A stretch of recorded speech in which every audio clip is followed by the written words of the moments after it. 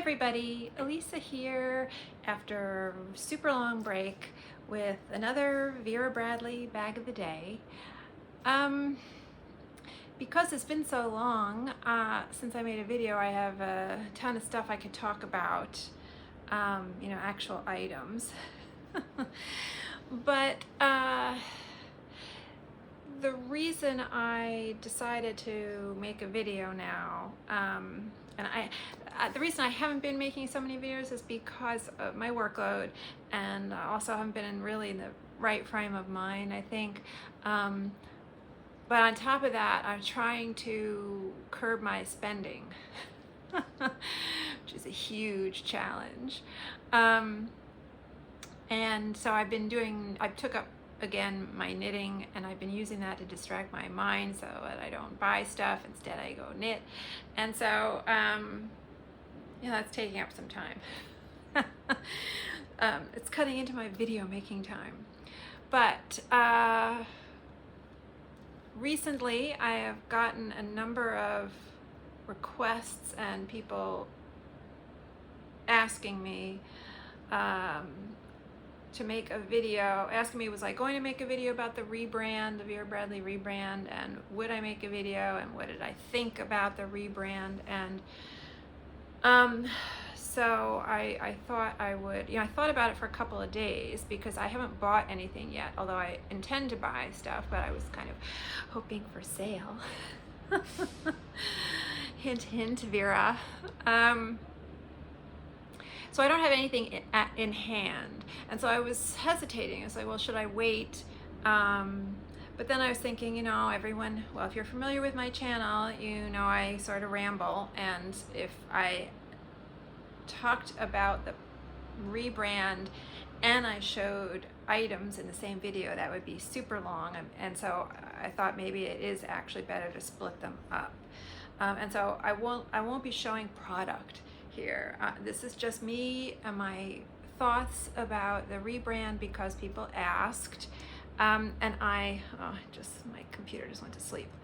I have my laptop here. I'm filming on my iPad. I have my laptop here because when I started to think about, okay, well, how am I going to do this? Because it's, as the news talking heads like to say, it's a lot to unpack. And so I was thinking, well, how am I going to do this? Because I ramble, and it's going to just, it's going to be all over the place. And for people who are not familiar with my channel, I ramble. So if that's not your thing, if you like things a little bit more concise, or you're looking to see bags right now, this video is not for you. And if you don't like the rambling, this channel might not be for you. That's fine. I'm not insulted. You can move along. You don't have to tell me about it. So I thought, well, I don't know how I'm going to do this without, it sounding super scattered, and it's still probably going to sound scattered, but I started to type up notes, just like a bulleted list, so that I wouldn't forget things. And so I was thinking, how do I approach this, because there's so much to talk about. Is there a way to organize this somehow? And what I came up with was, I'm gonna go through, I'm gonna use the chatter that I've been hearing all around me online as my, jumping off points to address things. So just to start, I didn't read any of the official releases or copy or anything from Vera Bradley about the rebrand. The only input I was getting was from the chatter, or from the ladies around me online, the Vera Facebook groups, and YouTube, and Instagram, and that kind of thing. The panicked chatter. I mean, the panic is palpable. It's just, I want to say, just calm down. And so I you know, when I was listening to some of that chatter and people were saying, oh my God, they're moving into solids, and oh my God, there may not be patterns anymore. And I was like, what? No patterns, you know? And then I said to myself, you know, relax, hold on, just let's go about this calmly and see what actually happens. And I'm glad I did that, because if I had really run with, you know, my initial reaction based on the panic around me, you know, that I was really looking to be disappointed, and I was not disappointed. I was pleasantly surprised by my reaction to the rebrand, because in the past, when I haven't liked things, I'm pretty straightforward about complaining, and so I think I'm not always, you know, a Vera Bradley fan's favorite or employee's favorite person. But when I like something, I do say so, and I do like a lot of what's going on here. So I'm glad that I, you know, just sort of slowed myself down and didn't get too caught up in all the pre-rebrand chatter. I am still, you know, reading a lot. Because I'm a couple of Vera Bradley Facebook groups, but the friends group that I'm in, the Vera Bradley friends group, I'm in admin there, so I am taking care now to read you know, I'm trying to catch all of the comments on there, because I want to, you know, see what people are saying, but also make sure everyone's playing nice. So I am hearing a lot of the complaints, and so that's what started thinking, okay, I'm going to do this on a complaint by complaint basis, and maybe try to have a little fun with it. I'm not trying to insult people, you know, this is all good-natured ribbing. Okay, so I have my thing here to look at, so that I don't forget anything. So that's why if I'm always looking over here, that's what I'm doing. I don't usually, as people know my channel, I don't usually prepare. I think that's evident. I'm usually winging it, so this will be some kind of combo. Also, I'm in New York City. It is hot as all get out here, and I don't have my air conditioner on because it makes too much noise. I can't film with it on. So I just turned it off. I have a fan over here blowing on me and Pixie. Otherwise, we really will melt. So hopefully I'll make it through without starting to really drip. I think it's going to go up into the 90s, like 94 at least, possibly 96. That's the straight temperature. That's not the feels like temperature. I want to know what the feels like temperature is going to be. Okay, so starting. These are common complaints I'm hearing, and then I'll speak to them, my feelings about it. First one, why did they have to do this? You know, some variation on that of like, we liked it the way it was, or we wanted a rebrand that looked a little, harked back more obviously to the past. But I'll get to that. But so why do we have to do this? Well, my feeling is this is long overdue, and they really did need to do this. I'm someone who didn't come to carry Vera Bradley because of the Vera Bradley name. I was carrying Vera Bradley in spite of the Vera Bradley name. The Vera Bradley name had a dated kind of connotation to it. I mean, it did. We got to be honest here. And much of it did not appeal to me. Much of it just was not my aesthetic. And when there were styles that I did like, they were very short-lived. They were very quickly retired, and I was always frustrated. I'm thinking the Hadley tote. I'm thinking the Carson North-South tote. The Carson hobo.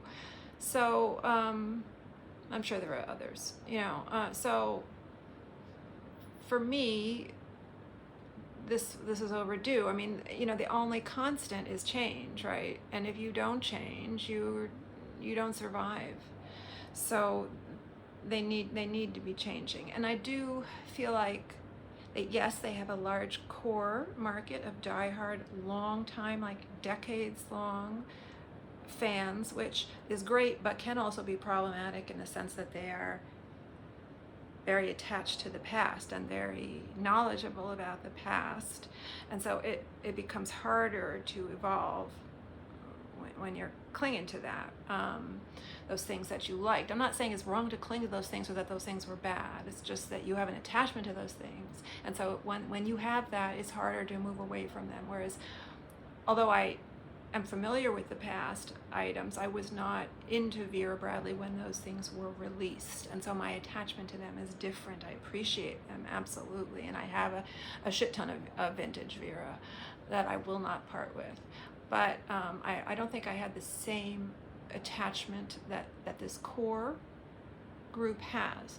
The thing about the core group, no matter how large it is it's not large enough.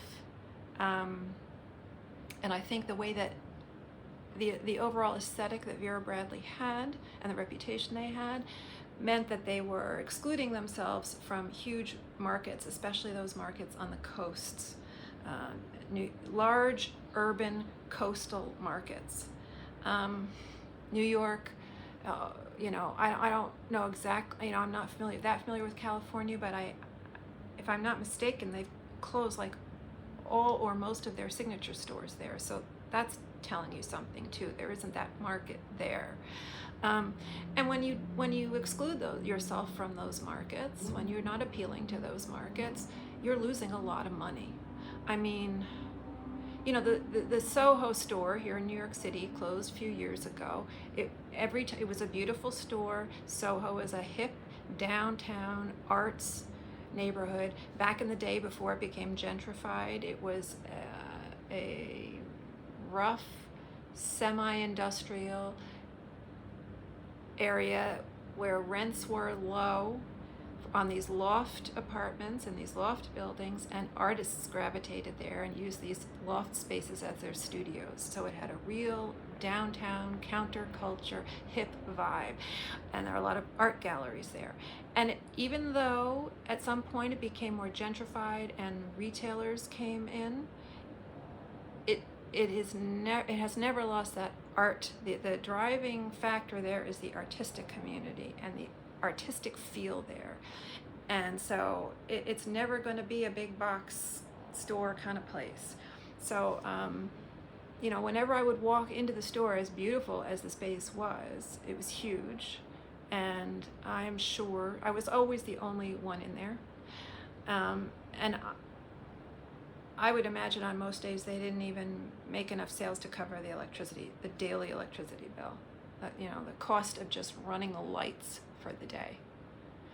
I feel safe in saying that. So, it was not the market.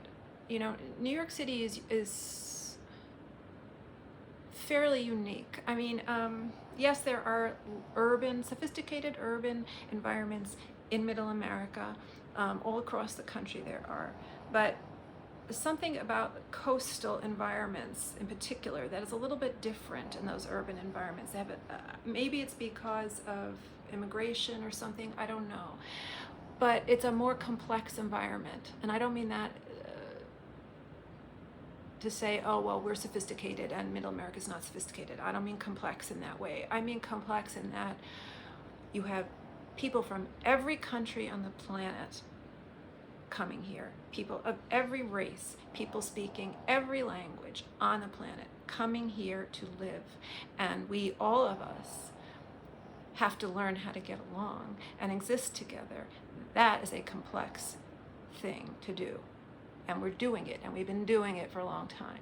And that makes those kinds of environments are a little bit edgier, I think, a little bit, like I said, more complex. And so you've got, plus you've got New York as a big arts hub, a big fashion hub, a big business hub.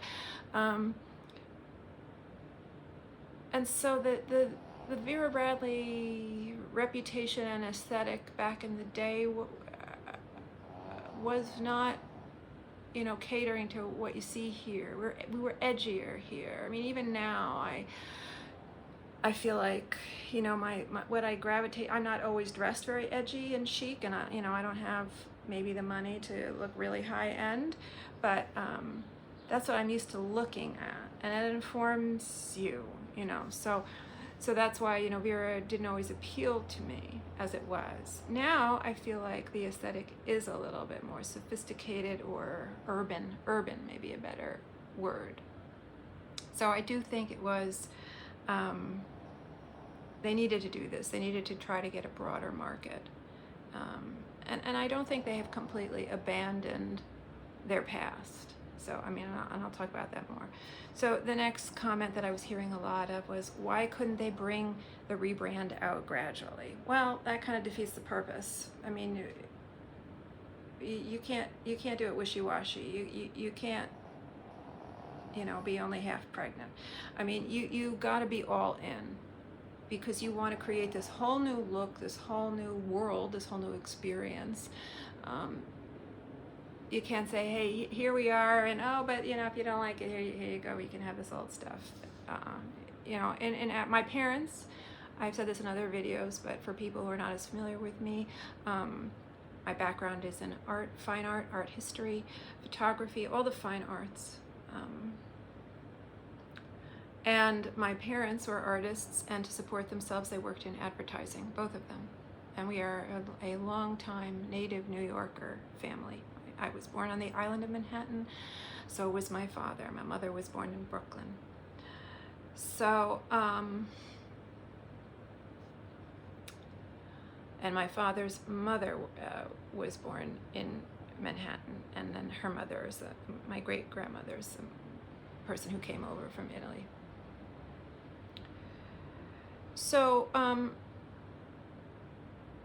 you know, I have some familiarity with advertising and how it works, and because of my parents, and you can't do it half-assed. You gotta be committed, otherwise, and confident in it. Otherwise, you're not gonna be able to sell it to people. And so if you had, you know, if you're saying, here, hey, here's our new stuff, but you know, if you don't like it, oh, here, you know, here you can have, here's our other stuff. That's like saying, we're not sure you're gonna like it. I understand people think they should be trying to appeal to the broadest range of people, but it's not gonna work, I think, in sales. It's not gonna work. You know, maybe they'll bring some stuff back eventually, but right now I think they just have to really be all in with the new, to make it float. And I think, you know, they've been putting already, they've been putting some of the signature stuff that they took off the website from should have a little BR before rebrand and AR after rebrand. So there's BR stuff already on the outlet site. So, you know, and I'm sure, you know, you can find it still online at other sources like Amazon, or occasionally yours maybe. I'm just guessing, you know, I haven't looked at these websites, or Paper Store, or maybe Dillard's, whoever these independent retailers were that were selling Vera. I would poke around their websites or go to their stores and see what's still there. Okay, so that was the other one. Okay, the next one. Why Zoe de Chanel? Or as I always call her in my head, Zoe. and then I laugh and laugh. It is Zoe. I think it is Zoe de Chanel. I have no attachment to her one way or the other, no opinion about her one way or the other. The only thing I've ever seen her in is Elf, and I love that movie, and she was the least interesting thing about that movie for me. Just, you know, because her character was sort of unimportant to me. Sorry for the sirens. This is New York City. There's always a crisis somewhere. So, you know, she's kind of,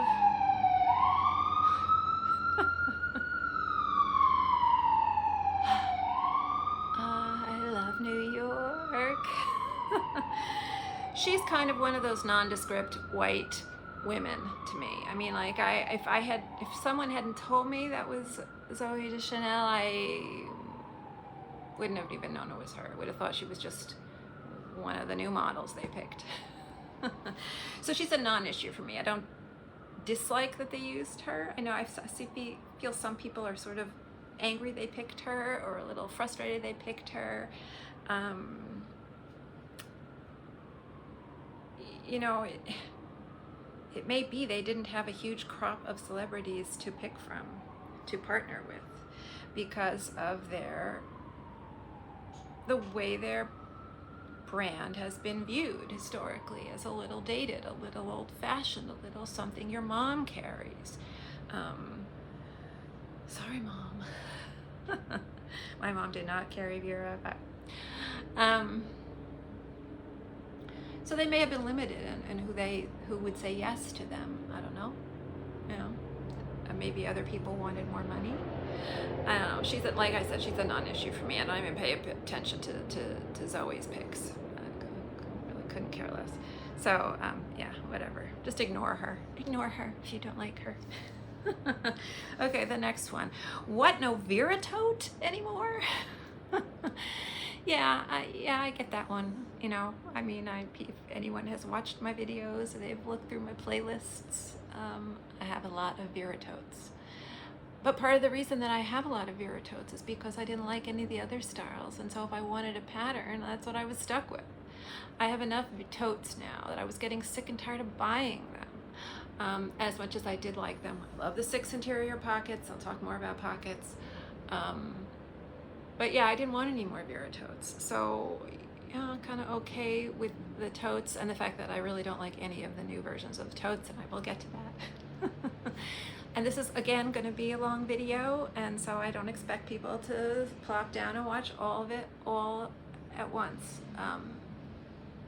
Jump around, forward, you know, if you're bored or whatever, you know, whatever. Come back to it later. Watch it in drips and drabs. So yeah, I mean, I was wishing for new bag styles. So, you know, I feel like I could live without the Vera tote, but I know it's a workhorse bag. It has been a good bag, and I can empathize with the people feeling sad that it's not there, both in the regular size and the small. For the people who bought the small, I rarely bought the small. So, yeah, but a little bit of a bummer, a little disappointing maybe, but for me, not earth-shattering, not, you know, loyalty ending. And related to that, what, no Glenna? Oh my God. I was never a huge Glenna fan in any of its versions.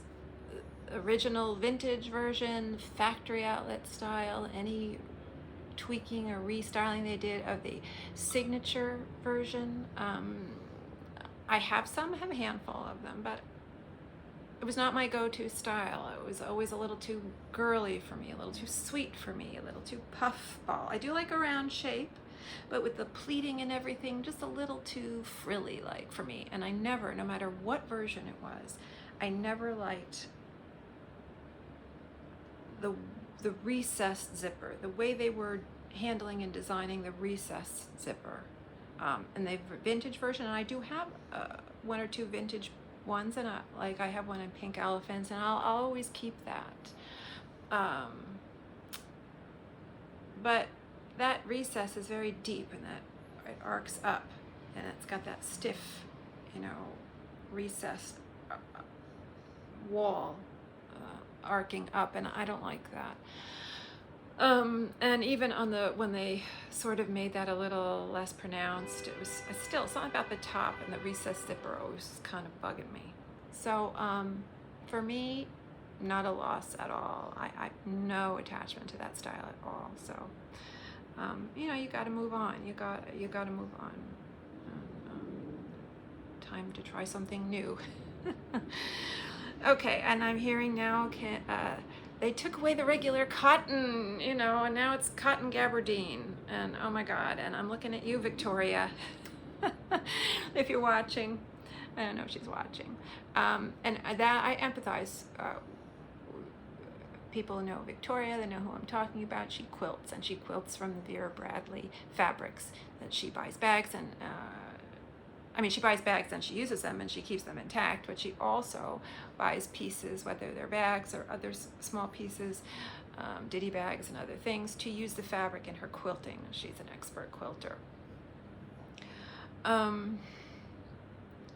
So in that sense, I feel for her. However, for the people who are not doing that with the fabrics and they are just carrying bags and they are freaking out or, perturbed, cotton gabardine is actually a step up.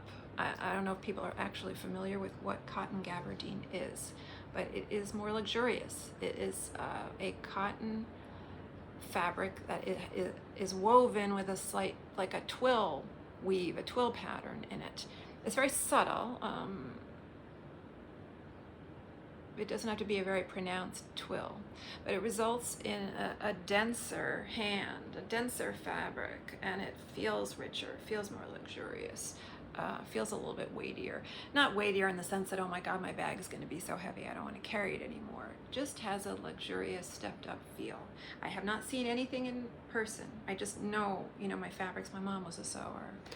And, I'm not telling it, people can go online and Google what cotton gabardine is. So, I would say if you haven't seen stuff in person yet, relax. You might really like it. My sense is that it'll be an improvement and you will like it.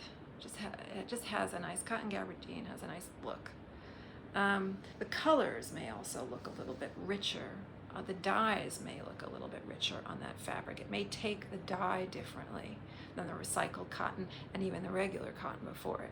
And anyone who's watched my videos knows I was not a fan of the recycled cotton. I don't get the sense that this is recycled. There's no language on the website about this fabric being recycled. The only fabric that I could find language on the website about being recycled was the nylon. So, I don't know how accurate. When they don't mention recycled, I don't know how accurate that is. Okay, so then the next big thing was like, oh my God, no pockets? Where are the pockets? They're taking away all the pockets from inside all these styles, and people are really pissed off about that. First, disclaimer or whatever, I was never big, and I've said this in many, many videos over the years, not too dependent on interior organization for my bags. I'm a kind of throw it in my bag person, and it's a hot mess in there most of the time. Now, I do, when there are pockets, sometimes I avail myself of them. Like with the Vera tote, I got very used to putting certain things in certain pockets in the Vera tote, yes. And when I would use other bags, I would notice that. Oh gee, I don't have a dedicated pocket for this one thing anymore. But that was never a deal breaker for me. And so,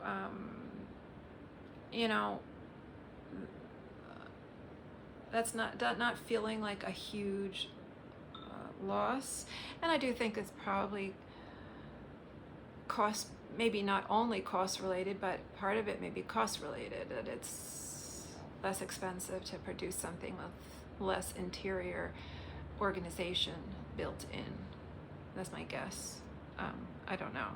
And then sort of related to that, the sub-complaint is, and what, now they want us to buy pouches, to use pouches, because we don't have pockets anymore. Yeah, it's a neat little trick. It's maybe a little sneaky if you want to think about it that way. But if you're also, I think, being honest with yourself, we've all been using pouches already, right? Whenever we share what's in our bag videos, or whenever we share photos on Facebook in our groups about, the open bag shot, there's always pouches in there, people.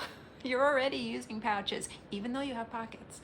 So it's not a huge leap to maybe use some bigger pouches. And I was intrigued. I'm going to get to my list of things that I was intrigued about, and one of them was the medium end, but especially the large pouch, which has a zipper on top, because I have a number of open top totes from other brands, particularly Coach and their City tote, and I was, it was always a challenge to figure out how am I going to get interior security here.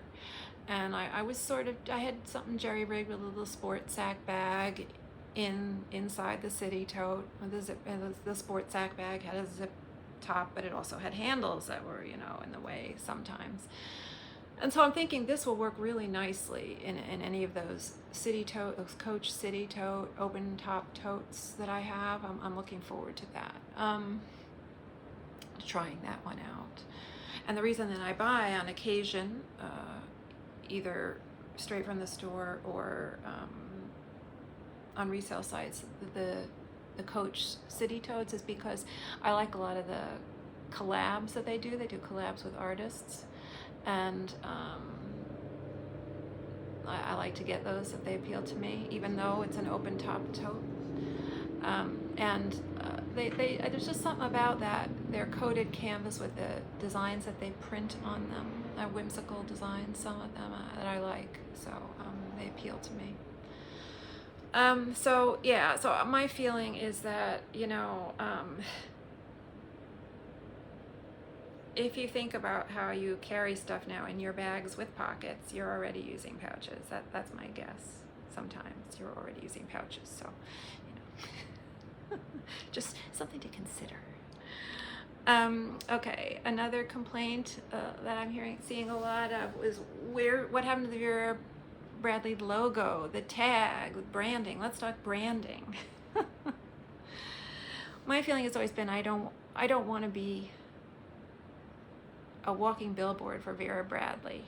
I have been at times a walking billboard for other brands, much to my parents' consternation, because they were in advertising and they adamantly did not want to be a walking billboard for any brand. They did not want to give away free advertising on their persons.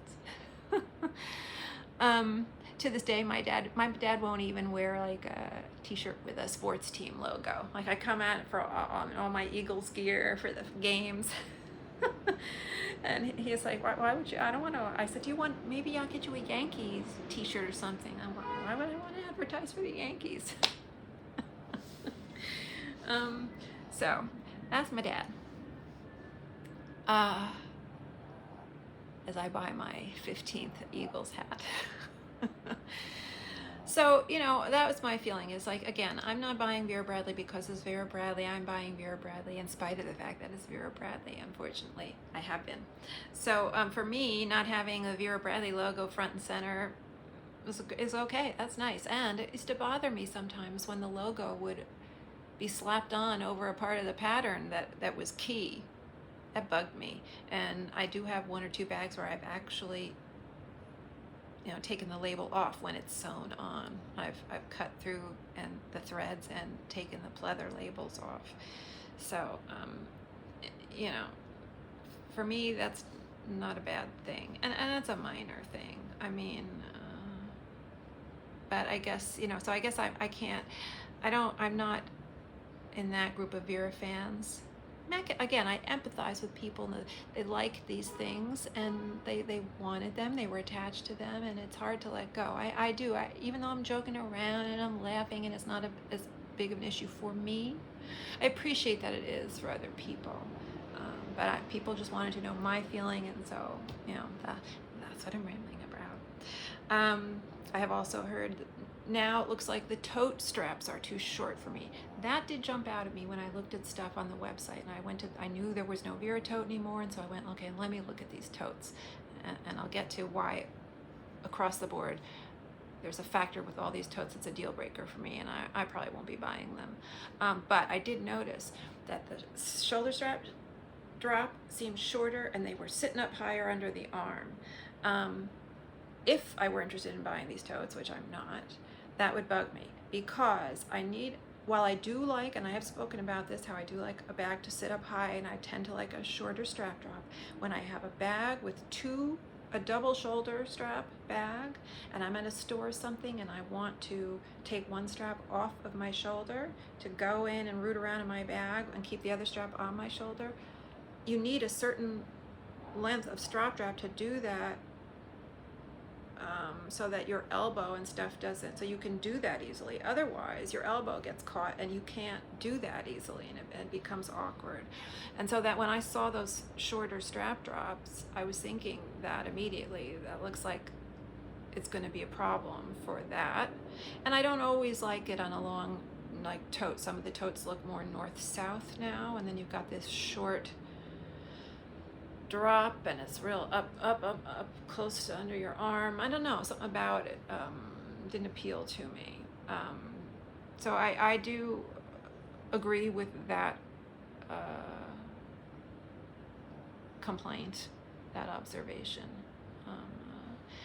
You know, again, I haven't seen any of these in person. I haven't tried any of them on. Maybe for some of them, I mean, I don't think it. My reaction was that this wasn't the case with every single tote they've done, but some of them, it definitely. I noticed that. I looked at that and was thinking that might be an issue.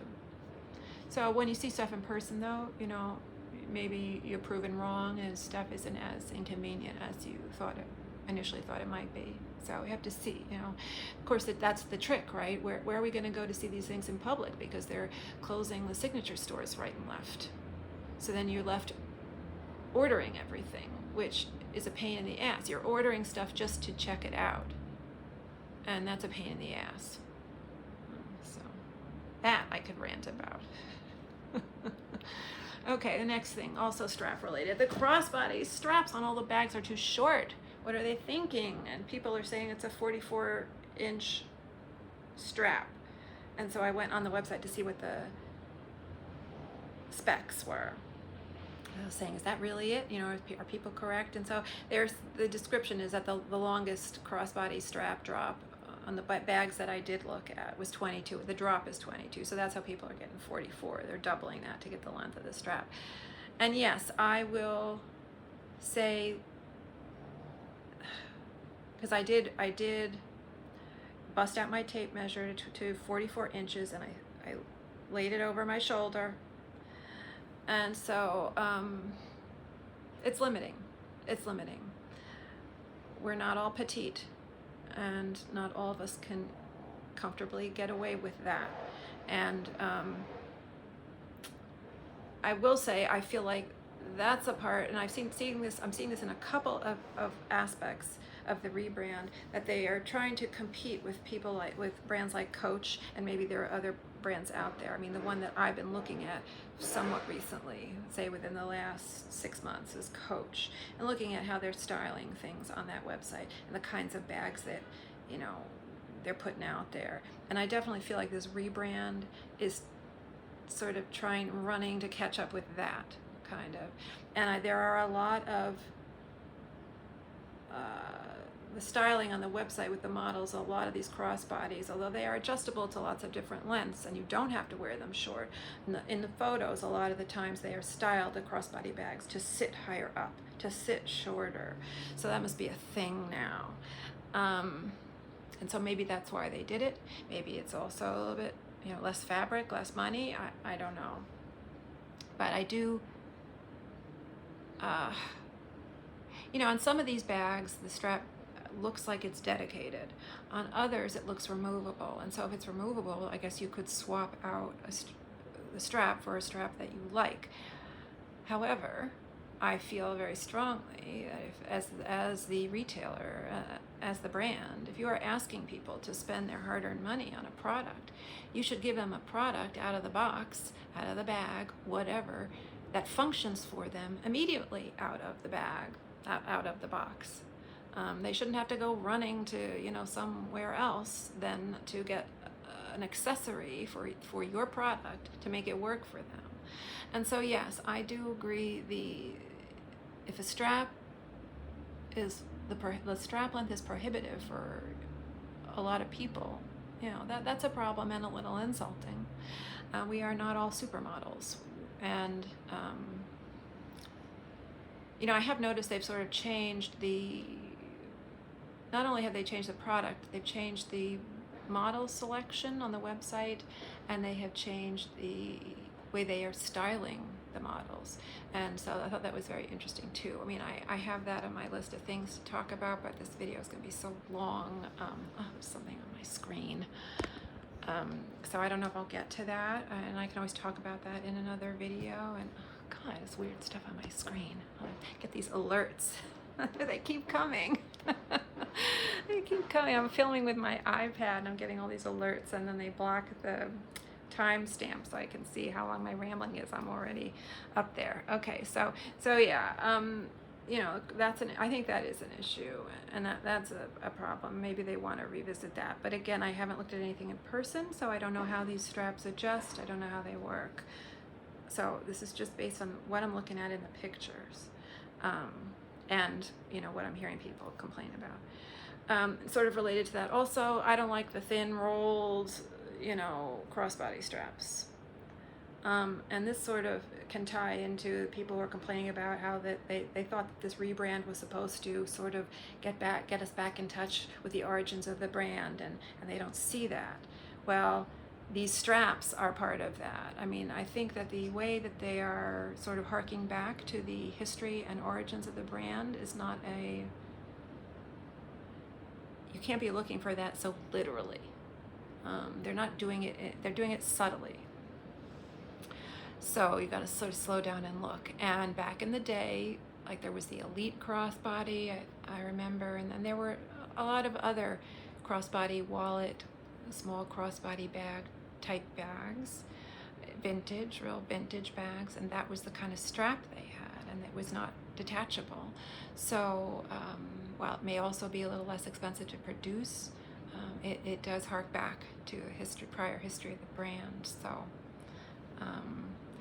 you know, I think some people are concerned that it can't handle extreme weight. I think that's a valid concern, and that when it becomes weighted down, even if it holds okay, it wears okay, that thin strap is going to start to not feel good across the body, and you know, that remains to be seen, and that may be the case. I don't know. I mean, sometimes when I'm carrying, like I carried the small multi-strap, that Performance 12 small multi-strap tote just yesterday or the day before, crossbody, to go to the grocery store.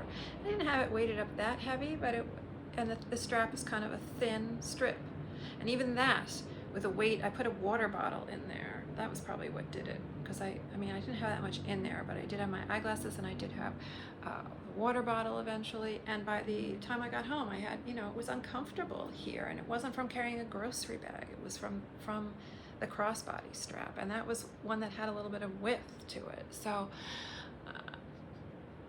I could see how that might be an issue. I don't know whether it will be or not, but I can see how that would be a valid concern. Again, I haven't seen or used any of these bags. Okay, so also related to the crossbody bags, they're too small. That was another complaint I'm seeing. I have looked at the website. I'm sure I have not seen everything. So yes, I see what they're saying. A lot of the crossbody bags look small, and I feel like they are sort of scrambling maybe to catch up to Coach and the like.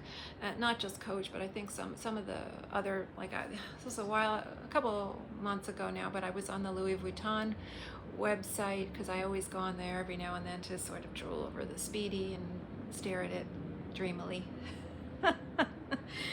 And say, one day, Speedy, you will be mine. And I do think there is a trend towards these sort of mini bags, these small bags, and these small mini bags on a chain, on a crossbody chain. I think they look ridiculous, but I think that is a thing. So I think that's what they're going for here. That's my guess. I don't know.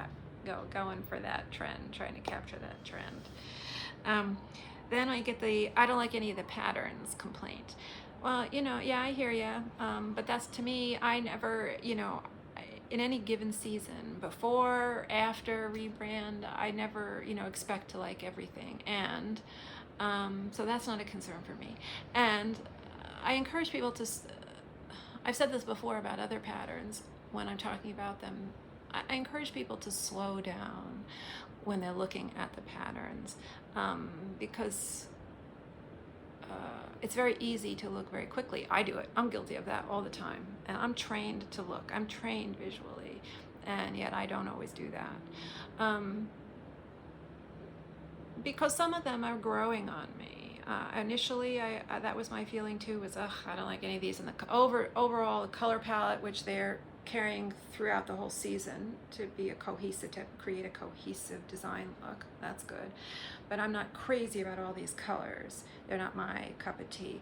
That's okay. They're very fall-like. That's okay, you know, and in the future seasons, other things, you know, other patterns, other palettes will come along and that'll be fine. That's not a big worry for me. I do think overall, my initial feeling about the patterns was that they look a little simplistic in their design and rendering than prior. And I still feel that way, but I'm thinking more, well, it's maybe a twofold thing. It's their design aesthetic, and they're trying for a more graphic vintage, and I'll get to talking about what vintage, what decades, what vintage I'm referring to. Look, bohemian kind of look. It's part of their aesthetic. But also when you're not using as many colors and your designs are not as maybe complex, I think the fabric maybe becomes a little bit less expensive to produce, maybe easier to produce. That's just I'm just guessing. I really have no idea. I don't know. But you may need fewer inks to print a less complex, you know, design. I don't know, just my guess. So I would say if people don't like any of the patterns, and I did look at the solid colors too. They're not all my cup of tea, but I think there are some pretty solid colors in there as well. They're not all the same, you know, they're not all cotton gabardine. They're all different, the different various fabrications that they have. So again, that's not, to me, that's not out of the ordinary. I like some stuff and I don't like some stuff. And prior to this rebrand, for the last few seasons, I have been not liking the majority of what they were doing. So for me, I was looking for something different. They were just not, stuff was looking dated in a bad way. They were trying to throw back to their roots, and all it did was look old-fashioned. They went too throwback. And then there were a lot of paisley patterns, and I'm never a big paisley person. And just color palettes that were just blah to me. I mean, I could just rant for a whole video about how they busted out a unicorn for the trim, and then they used all of these depressing colors. I mean, yeah, maybe if I went up and I looked at the unicorn tapestries up in the cloisters, yes, these colors would relate to that. But I want my unicorns to look whimsical, and doesn't mean they have to be all pink and girly. I mean, Tavern on the Green was not pink and girly, but it was whimsical and bright and happy. All this navy blue, this hunter green, this maroon, this sort of deadish red color for this unicorn trim, this tan. I just was so disappointed with that they had finally brought the unicorn back, and then they slapped it on all of this, you know, depressingly colored, you know, stuff. And on these, they put the trim on that bag with the small repetitive pattern, very dated, you know. So I was like, okay, well, I guess I'm not getting my unicorn after all, really. So that was frustrating for me. So, you know, I didn't think they were knocking it out of the park before, for a while. And so I think, again, this was overdue. They needed to do something. And again, I encourage people to slow down and look at these patterns. And, you know, because some of them are growing on me, and I'll get to that, you know, 5 hours from now. Okay, now this is, I'm almost at the end of this section. Okay, so here's the big one. I thought this rebrand was supposed to hark back to, you know, the origins of the brand, and I'm not seeing that. None of this looks like that to me. Okay, it does. They are, but they're not doing it, like I said, in a super literal way. So first of all, we've got the return to the diamond quilting. That is, you know, the original quilting pattern, you know. So they've moved away from the squares. We were all dealing with the squares for a long time, but the diamonds are the original. So there's that. And there's those thin rolled straps. That's a nod to back in the day. Also, the use of the flaps on some of the bags. One in particular, Rothvale, I think it is. I'll get to it. I've got it farther down in my notes. I do like the flap, and well, it reminds me of more recently that outside pocket flap on the Carson North-South tote. But I mean, I feel like did the saddlebag used to have a flap? I feel like there may have been bags back in the day that had a flap, and a flap always kind of looks like hippie boho, good vintage to me. So I put the flap in there as a nod to the past. Also, the button loop closure. Now, I may have some concerns about the button loop closure, but that is a nod to the past. So, and if anything else comes to mind, I mean, I'm sure there's more that because I'm not a super duper expert, I'm sure there's more that I'm missing. My feeling is that even they sometimes had bags that had leather trim, that were fabric and had leather trim, or maybe it was pleather, I don't know. And they have done some of the bags that way now, and I do think those are working. I don't like all the patterns, but I think those are working again for that retro sort of throwback hippie vibe that I'm liking. Okay, and so now those were the major complaints that I had seen, and so now I'm just going to go to like my ramble, my personal opinions about certain things. So the absolute deal breaker for me is a no zipper top on the totes. So that means, Vera, I will not be buying any totes from you, period. Because I live in New York City, and I can't have people sticking their hands in my bag. And it happens here. It has happened to me. They didn't get anything because I had interior zipper pockets, but I have had people try. So for me, that's a no-go for the money. If you want me to spend that money, you give me some security with a tote bag, especially because I have so many tote bags now that have zippers. I don't need it. So your totes are sort of, that whole part of the website doesn't exist for me now. The only tote that I do really like, that I think is cute, I have it lower down in my little list of things that I did like, but so I can mention it again, but the mini tote with the handles, and then you wear it as a crossbody. I probably won't ever get that, but I think it's cute looking. And I have seen bags like that all over the place, and they are all over Coach. Coach website and the Coach outlet website.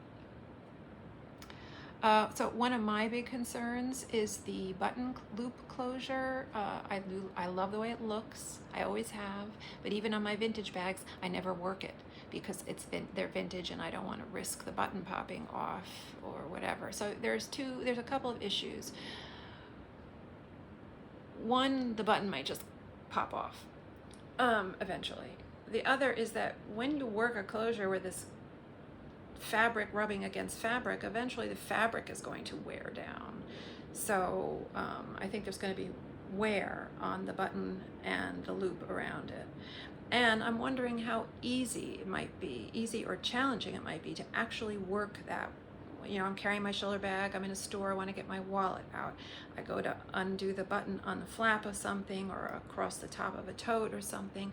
And then how easy is that? Can I do that with one hand easily? And then when I want to refasten it in that moment so that I have my bag security again, such as it is if there's no zipper top, how easy is it to do that? Can I do that with one hand? Do I need two hands? Do I have to take it off of my shoulder to do that? So that remains to be seen when you're actually using the bag, but those are thoughts that went through my head about the button closure. So now things that are bugging me but that I would deal with when I looked around the website were that there seem to be no more signature pattern spiral notebooks. Totally out of left field. I use the notebooks all the time, love the notebooks. So I was kind of bummed to see that they now have a couple of very sparse selection of notebooks. One seems to be Smythe sewn. One seems to be perfect bound in some form. So those will not work for me, because I like to fold it. I don't want to keep it, you know, a Smythe sewn book is nice, it lays flat, but I don't want it to lay flat. I want to open it and fold it back on itself, so it's small again. You know, it's open but it's small. So I didn't like the patterns on those. So yeah, I was kind of bummed. And also no more long rectangular scarves. I did notice that, even though I don't wear a lot of them, I do have a handful of them. And they have square scarves now, and one of them I thought was really beautiful. One of the ones, the one that looks white. I think it's a white background or a white ground with butterflies, some color butterflies and some just in, you know, line work of butterflies and things, foliage, and I do like that. But I've always been someone who found it challenging to work with a square scarf to wear. I do better with the rectangles. So, so I don't know. It remains to be seen how much I gravitate towards the scarves. And I notice they're doing a thing now where they're wrapping the scarf around the handle of the top handle of a bag, and that is, you know, not an original concept. Even for other bag design, you know, outfits at other brands that are doing that now, that's not anything new. I mean, stylish ladies have been doing that for decades, I think. Yeah, and it's handy to cover up a worn handle too, not just for style. So those are the things that bug me. Now, I think I'm going to leave off talking about the website and the models and the styling there, although I do think that's very interesting, but it's just, you know, I'm at an hour now. So leather, you know, I don't buy a lot of leather, but I did look at some of the leather. I do on occasion make an exception and buy a leather bag, but I tend to gravitate towards an edgier look. So these looks are maybe not for me.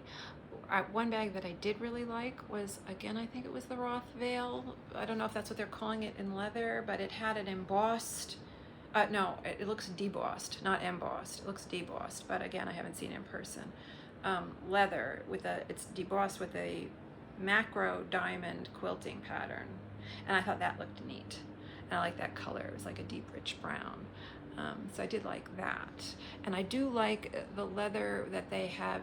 Again, it might be debossing or it might just be printed flat, but they've got these big flowers on the leather, and that to me again feels like they're trying to play catch up with Coach or other brands that have been doing that now for a bit.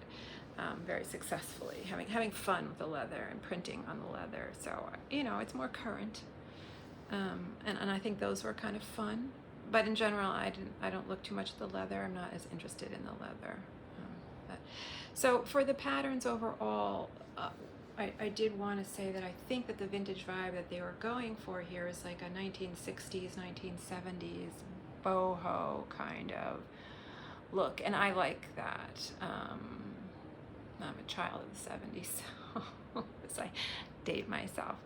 And someone in the Friends group, I think it was in the Friends group, had very aptly said it is giving her these Goldie Hawn laugh-in vibes. And I think that's a good way to describe it, although, you know, I said to her, the people they're trying to target probably don't even know who Goldie Hawn is. Which makes me sad because I love Goldie. And I love her style. I have always loved her style. I just think she's cool. She has a cool factor about her, and so anything that's gonna make me think of Goldie, or like Stevie Nicks and her boho, flowy, drapey scarves and fringe and whatever. I mean, to me, that's what this is in keeping with. Studied, you know, a little restrained, not as out there, but so I'm thinking of like vintage Gucci. Or vintage Pucci, or vintage Hermes, or as I say in my head, Hermes. I always say Hermes to myself, and then I giggle because I'm always thinking, when I see the brand Hermes, I always think of Hermes Pan. I don't know if people know who Hermes Pan was. He was a choreographer who worked very closely, very often with Fred Astaire. So very talented. Uh, so yeah, I mean, that works for me. You know, harking back to that vintage era works for me. And I feel like the canvas with the Oxford canvas with the leather trim, that's, you know, that goes with that vibe. I mean, could see like walking on Capri with one of these Oxford canvas bags and like big Jackie O sunglasses and a scarf around your head or something. I could see that, so I see what they're going for there. You know, to me anyway. That's my interpretation. I don't know. Maybe I'm like wildly off the mark. Wouldn't be the first time. I do think that, like I said, the patterns are a little simpler in rendering. I already talked about that. And the color palette too. Maybe this color palette, not my personal favorite, but that doesn't scare me off. I mean, who knows what the next season will look like. You know, it's always a crapshoot. So specific patterns that I liked. Now, I don't remember all of them, and I'm using my iPad, so I can't look up the other pattern names. So I just have noted the ones that jumped out at me right away that I liked, and it's not going to be surprising to people.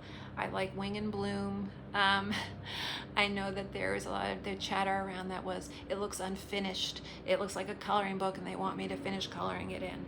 There is some precedent for this in their past designs. So this is a way that they are, I think, harking back to the history, a nod to the history.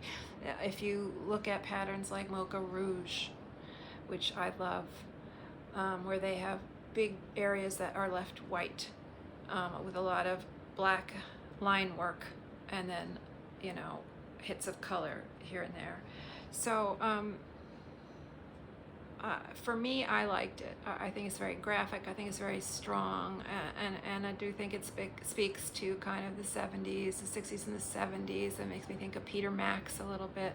Some things are black and white, and then it's transforming into color, and the color becomes animated and pops off the page or whatever. Similarly, Wings and Flight, again, that's the one that has sort of like a lavender, light lavender, violet-y kind of background. Reminds me very much of Peter Max. If people don't know who Peter Max is, you can Google him. He's an artist who I love. As far as the Oxford canvas, I like the Trillium pattern. I do. I didn't initially. Initially, I was looking at them all, and I was like, ugh, what is all this, you know, subdued dullness? But I was looking at Trillium, and I do like it, and I do think it has a successful 70s throwback kind of vibe. I do like this is the Cotton Gabardine now. I do like the Marrakesh and the Marrakesh Cinnamon. They are growing on me. Initially, I was like, but they are growing on me.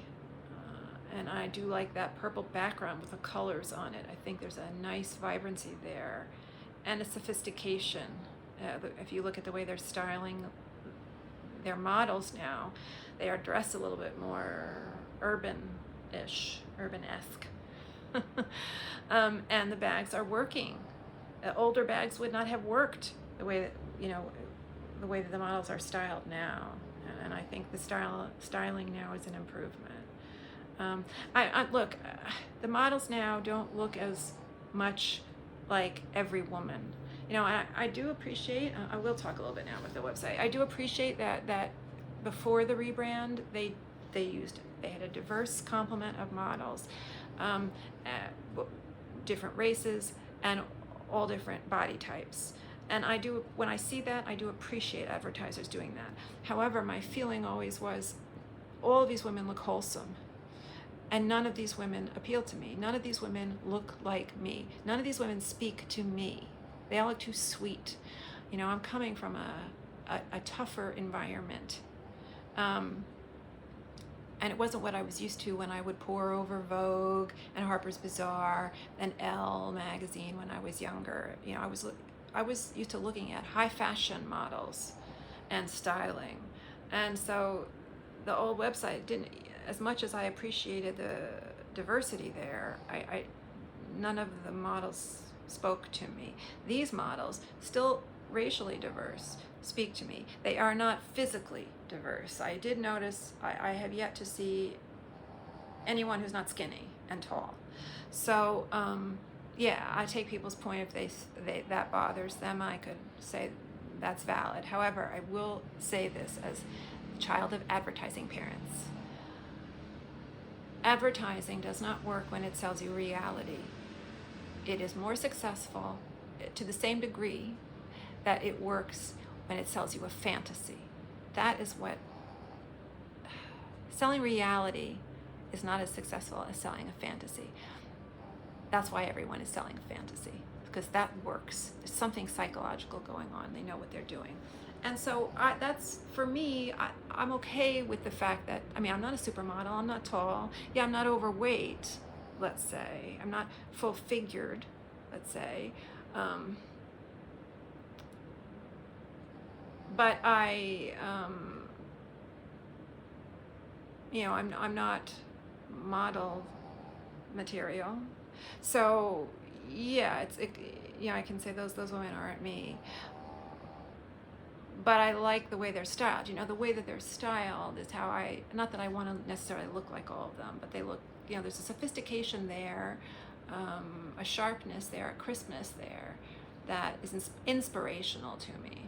Like, oh yeah, okay, so that's how I want to look. Maybe I can take some pointers from some of what they're doing here and then, you know, tailor it to me. But that never happened for me with the old website. You know, I never wanted to look like any of those women. Not that they looked bad. They just weren't me. They weren't what was appealing to me. So, you know,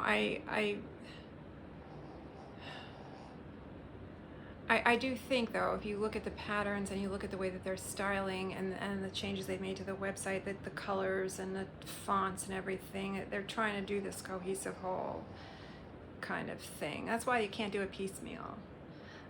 You can't do it half-assed. You can't do some of the old still there and then all this new stuff. Other pattern, I just wanted to note the Kew Gardens green and the blue version. That kind of feels like a nod to the past, but revamped, right? It's sort of a take off on their typical traditional leaf, paisley-esque leaf patterns, very repetitive patterns. Magnifique leaf was the last reincarnation of that kind of thing, but here they put it on ripstop and they've enlarged it, and so that was kind of interesting, and that is a throwback for people who say there's no harking back. Yeah, that's a nod to, I take that as a nod to their past. So other things that you know, I liked or was sort of just found interesting, was interested in maybe seeing, as far as shoulder bags, the Marcel, also the Woodhill. That's a bit of a throwback to me too, if you look at it for a minute. It's, you know, it's got a boxy shape. It's sort of reminiscent of the most recent version of the 100, although it's bigger and a little bit softer looking, but it is boxy. And yet it has these longer double shoulder straps, and that's kind of reminiscent of the original 100. And so I feel that style is kind of a nod to the past of the brand. Also, again, the Roth veil, I've mentioned the Roth veil, love that flap. And I like the shape of it, you know, sort of this kind of a shape, smaller at the top and sort of splaying out and rounding and widening at the bottom. And that kind of reminds me, you know, vaguely of like the Fendi Spy bag, which I loved. I mean, you know, that was a real cult bag for a while. It's not exactly like that, but it's just, you know, the idea of it, a small top handle and this big, you know, bag at the bottom that sort of curves out. So I do think that that's a size that's always going to look a size and a style, a shape that's always going to look like kind of chic. And gives like a sort of a retro-ish vibe. Again, the totes, they're a no-go for me because of the no zipper top, but I do like the mini tote. And then there are, you know, the non-bag things that reactions I had to some of the non-bag bags were like, oh, yay, the cord organizer is still here, and that was I'm so happy. I am interested in the large and the medium pouches. Again, I talked about the pouches, and also think the large pouch might be handy to organize my knitting, plunk my knitting down in a bag and keep it all contained. I'm intrigued with the pouches. I do take people's points of, well, they're not giving us pockets and now they want to make us buy something else, spend money on pouches. Yeah, okay, yeah. I mean, I can't argue with that. Maybe it's a little shady, it's a little sneaky. What are you gonna do? Also, yay, the mini dome is back. I was happy to see the mini dome there. That made me smile. I also was liking the redesigned travel pill case, is sort of oblong now. It still comes with an insert, but it's like oblong.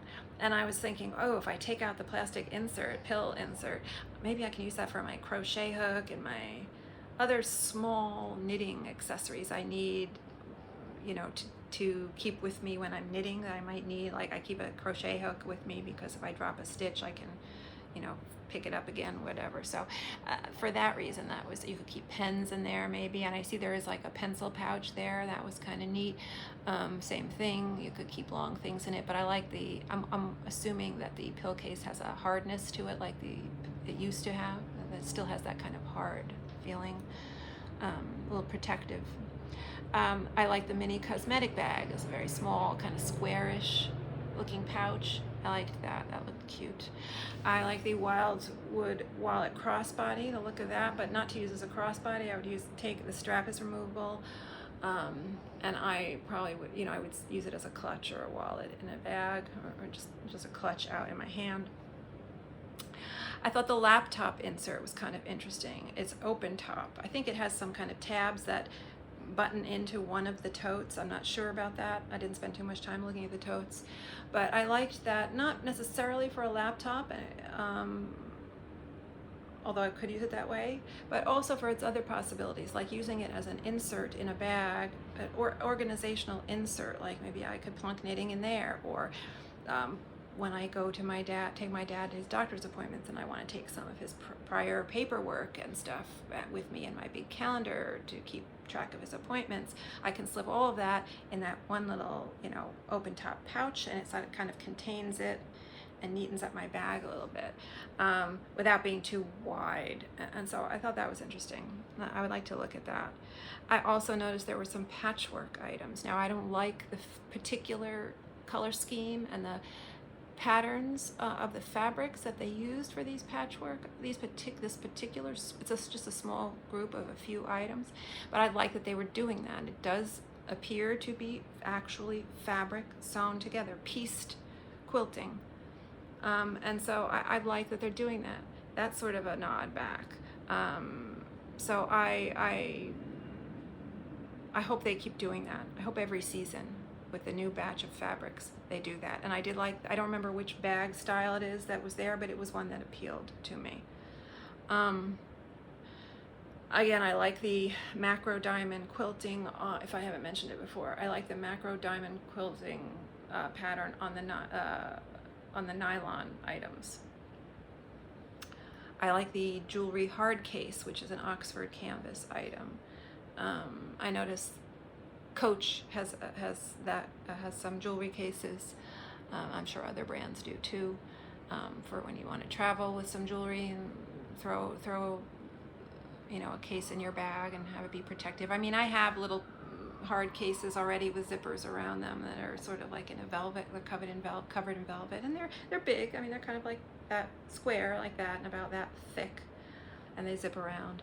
But I saw it and I liked it in the Trillium. I like the Trillium pattern in the Oxford canvas. So I think that was it. That amazingly at the end of my list. I'm sure there's things that I forgot to talk about, and things I haven't even seen on the website. They do have new bag charms, and I think they're cute. I'm not a bag charm person, even though I always want to be one, but I just am not. I finally accepted that I am not, but I do think they're cute, and that is also a sort of I feel like a hark back, where they have these bag charms that look like bags, and Coach is doing that. I'm sure other brands are doing that too. I did notice that they've removed some hardware in places, like on the zip IDs and the lanyards. When you have that combo, I feel like there's not any hardware there now, so that's interesting. It would be interesting to take a look at that. And for another video, I do have something I could talk about, something that happened to me with a lanyard, and some incidents happened to me. Anyway, so those were my feelings at an hour and 15 minutes. That's an hour and 15 minutes worth of my 2 cents about the rebrand. Careful what you wish for, because you got it. People who asked me, you got it. So in general, more positive feelings about it than negative. And looking forward to seeing how they continue to develop that rebrand look. And I think, like I said in the beginning, as traumatic as it is, change is traumatic. I know it's traumatic for me. I don't do change well. But it's necessary. It was necessary. They wouldn't have survived probably not doing this. And it's hard to. These people, and a lot of the people who are panicked and worked up about it and very disheartened about it are my friends. So I feel bad. It doesn't feel good that they're all upset. But I'm not as upset as they are, and maybe once people calm down a little bit, they'll find. I'm not saying they'll really get on board with it. They don't have to get on board with it, and they can take their money elsewhere, and that's the power of the person, as it should be.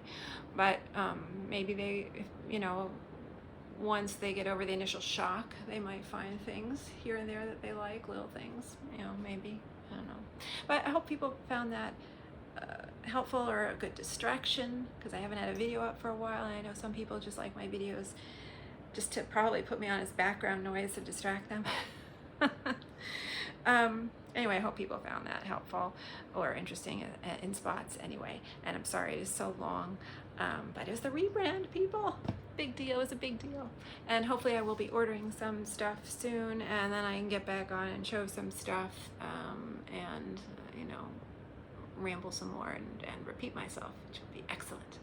But I hope everybody's staying cool, and I'll hopefully see you next time here on Vera Bradley Bag of the Day.